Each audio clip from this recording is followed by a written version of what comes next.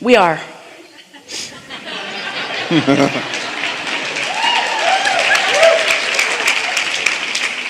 Well, the first thing I want to say is that the phrase that you and Jerry shared with each other has become kind of my mantra, and that is, we're just molding it into place. Yeah, always that.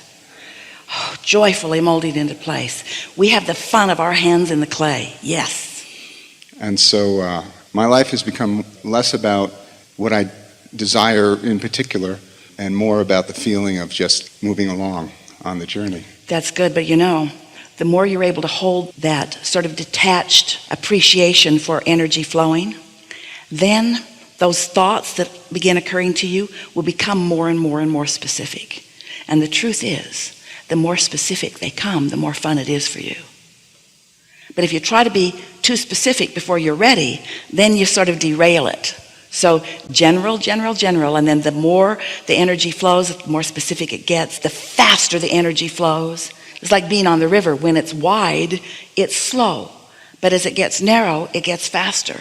The more specific, the more adventurous and exhilarating the ride. Yeah. Okay, I'll give you my question. I've recently met two women, one whom I've entered into an intimate relationship, and the other in a business relationship. Would you speak to the different emotional dynamics that you see in each? Oh, we think you know.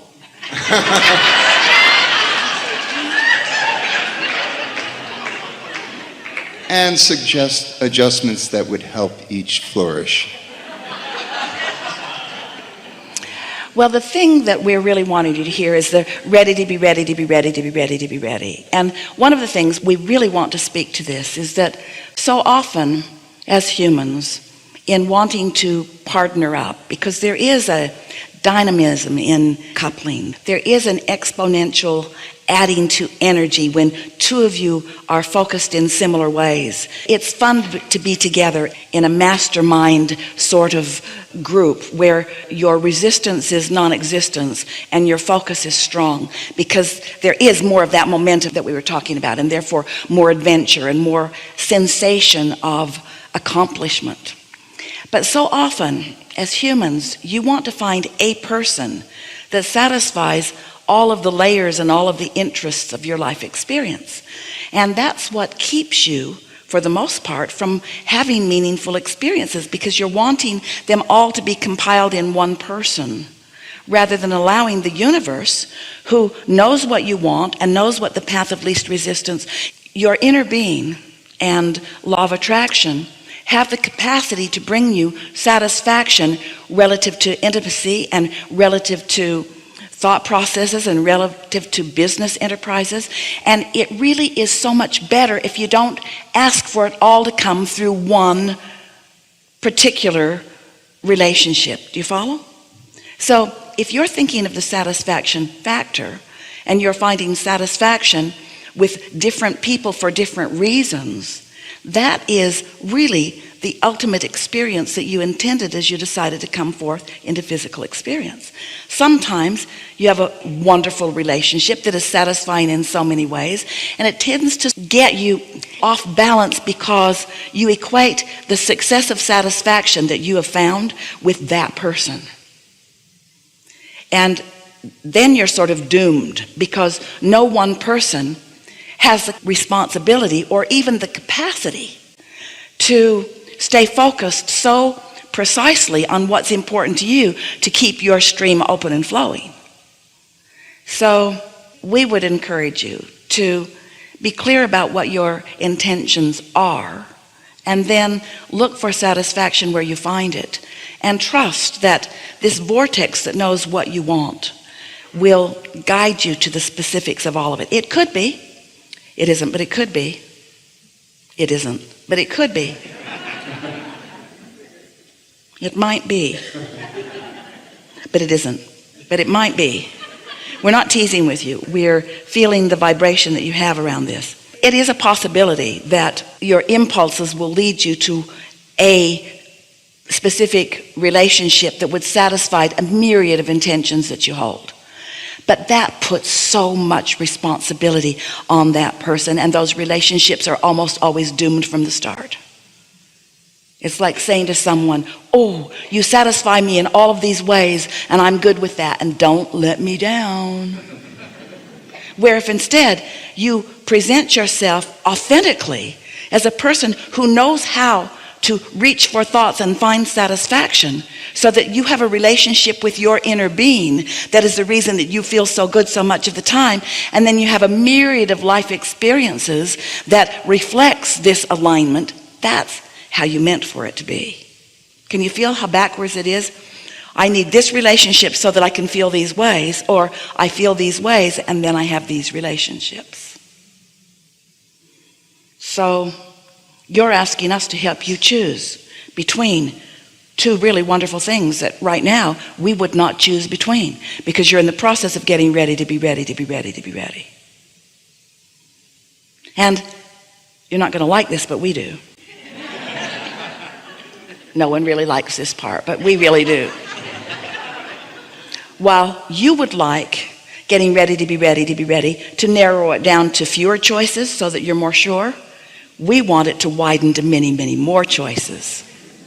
Many more choices of interaction with many more others, because there's so much potential for satisfaction when you allow yourself to be free in the world, and when you literally mean, when you say to your vortex, I know there's a whole lot in there and I want to get tuned into it so that I can experience the best of all that I am. Just think about what you're bringing to the table, and don't worry about what anybody else is bringing. Focus on what you're bringing to the table and let law of attraction fill in the details, and then watch how much fun you have.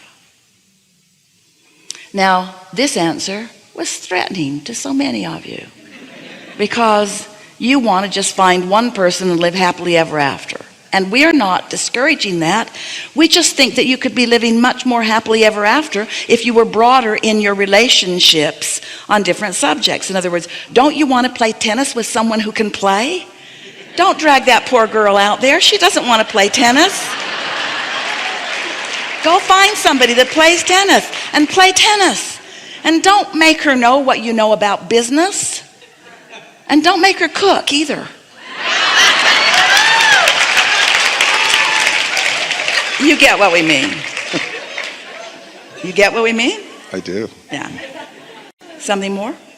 Just a perception or tweak on where I am in my process of becoming clearer about my intention, and any suggestions about how to adjust it. Well, we've been talking about it a lot recently, and we're encouraging a daily meditation where you really quiet your mind. Really quiet your mind. Focus on something until you feel that detachment.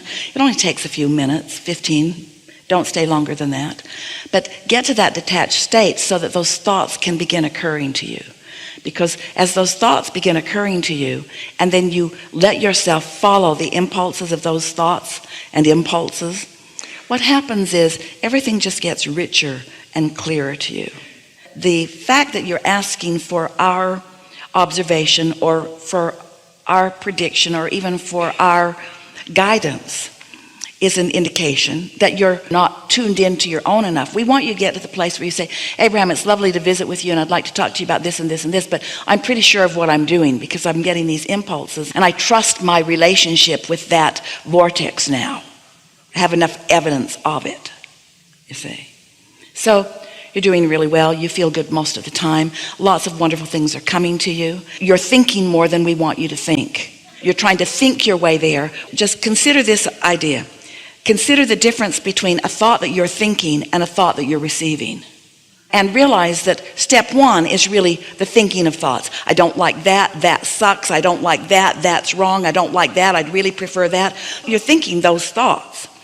But when you're in the receiving mode, now you're receiving your inner being's synthesis, your inner being's understanding of where you are in relationship to what you want. And this clear guidance is being offered. And so don't try to evaluate the rightness or the wrongness of the thoughts that you're receiving. It's like so often, dear heart humans that you are, when you're in the receiving mode of source, you want thoughts to be what you have considered to be more spiritual in nature. Esther received a thought about moving furniture around, and she laughed as she came out of meditation, and she actually thought, maybe I should be working on world peace or something more important than moving furniture around. But the process led to a calling of a company and some nice people coming and conversation that led to something that was so meaningful for all of them. And at the beginning, Esther could not know where it was going. She just knew it felt good, so she followed it. But as it played out, it got so good, so really, really, really good, that she was out on the porch singing hallelujah to the universe for this wonderful thing that she really didn't see coming. And so it's like that. You reach this place where you don't need to think it all the way through. You don't need to be a really good chess player about everything, because your inner being is. Your inner being knows all of the logical moves and knows where all of the pieces are likely to lie and knows all the other players involved. And so if you can just capture from this moment a feeling of wanting to meditate often enough that you can get to that non-resistant place so that those thoughts can be received by you, and then you get to witness what happens. At this point, for many of you, these are just words and they don't mean anything. Esther's been saying to some people who are very near and dear to her, Abraham has really been encouraging us to meditate, and they still aren't doing it. And Esther wants to say, really, it will take the edge off of everything. It will give you a clarity. It will make you feel good so much of the time. All the bumps will smooth out of your life experience, and amazing things will begin to come into place for you.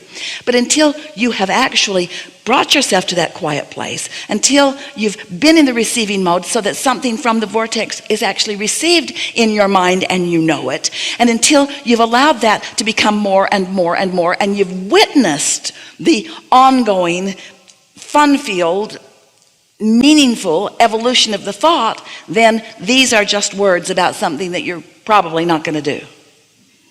Because we know, most of you, and wouldn't you, rather focus upon some really meaty thing, this really negative, meaty thing that has a lot of momentum going. Wouldn't you rather just dive in and offer your opinion and comment and stake your claim than quiet your mind? Most would, because you think that there's more value in the momentum of thought than there is in the quieting of the mind. We're not asking you to choose between quieting of the mind and momentum of thought. We're asking you to choose quieting of the mind and then allow the momentum to build from source and from your vortex, rather than momentum to build from what you know of what you do not want. And there's a big difference. Esther's been asking herself a lot recently, as a strong thought will occur to her. A thought that's so strong that it feels like action is imminent. And she will stop and say, all right, Esther, did that thought come from this receiving mode? Was this a source-based, inner being-based thought? Or was it a knowing what I don't want-based thought? Because you're in the receiving mode of something all the time. Your radio's on and your tuner's set somewhere. And you know how you can tell the difference? If it feels free and fun and easy and clear and life-giving, it's coming from here. If it feels like you're fixing something, or you're making a point, or you're straightening something out, then often it's a different receiving mode than you really mean to be tuned into. So the answer to your question is in how you're feeling. And you know, mostly you're feeling very good. Yeah. Now you know why, and now you know what to do about it. Meditate. Something more? Nope, that's it. Really good. Thank you.